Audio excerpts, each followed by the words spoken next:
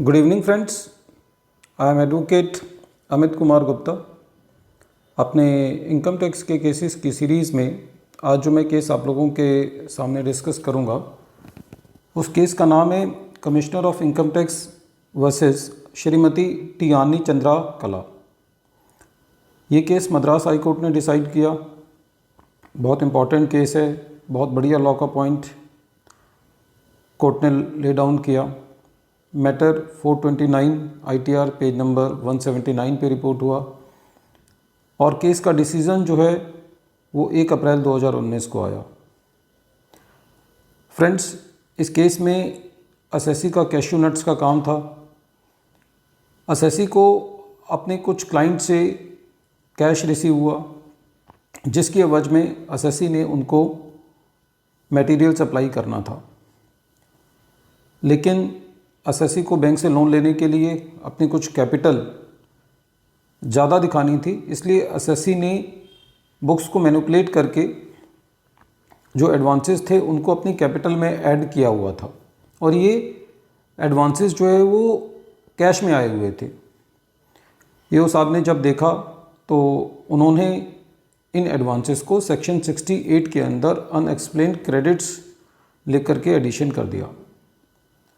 जब असेसमेंट हो रही थी तो उस टाइम असेसी ने जिन भी पार्टी से कैश आया था उनके पैन नंबर, उनका लेजर अकाउंट जो है वो सबमिट किया था।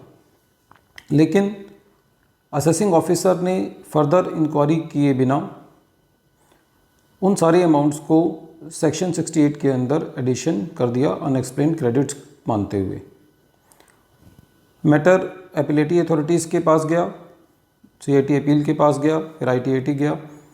उन्होंने ये देखा कि AO ने बिना फर्दर इंक्वायरी किए एडिशन कर दिया। उन्होंने इंक्वायरी करी और इंक्वायरी करने पर उन्होंने पाया कि जिन पार्टीज़ ने एडवांस दिया है उन पार्टीज़ के रिस्पेक्टिव लेजर्स में सेम डेट्स पर वो अमाउंट आ रहा है जिस डेट पे असेसी ने अपने बुक्स में क्रेडिट किया था। तो उन्होंने पाया कि ये जेन्युइन है और इसके अंदर असेसी को बिना फर्दर इंक्वायरी किए बिना इसका एडिशन नहीं करना चाहिए था और उन्होंने उस एडिशन को डिलीट कर दिया। इसी मैटर को डिपार्टमेंट हाई कोर्ट लेके गया तो हाई कोर्ट ने ये डिसीज़न दिया कि जो एपिलेटी अथॉरिटीज़ ने एसएससी के फेवर में डिसीजन दिया है वो ठीक है। डिपार्टमेंट एक ये प्ली ले रहा था कि ये एडिशनल एविडेंस है, यहाँ पे रूल 46 से लगता है, इसलिए एपिलेटी अथॉरिटीज़ को ये मैटर रिवर्ट बैक कर देना चाहिए था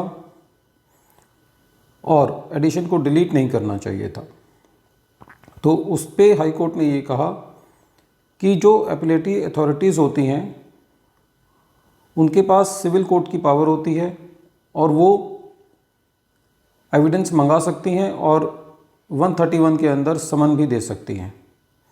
इसलिए मैटर को रिवर्ट बैक करने की ज़रूरत नहीं थी और जो डिसीज़न उन्होंने दिया है वो वैलिड है।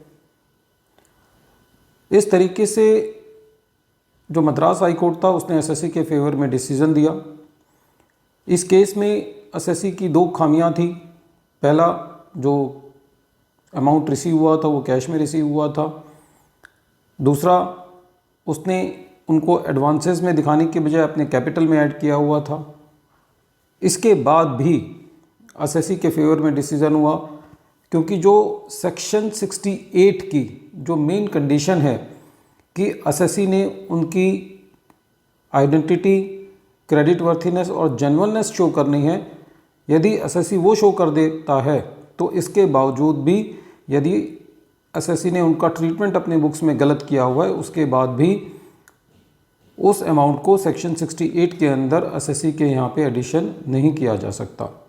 यहाँ पे एसएससी ने उनका pan number, ledger account submit कर दिया था। उसके बाद असेसिंग ऑफिसर ने अपना होमवर्क पूरा नहीं किया था, जिसकी वजह से एसएससी अपना केस जीत पाया।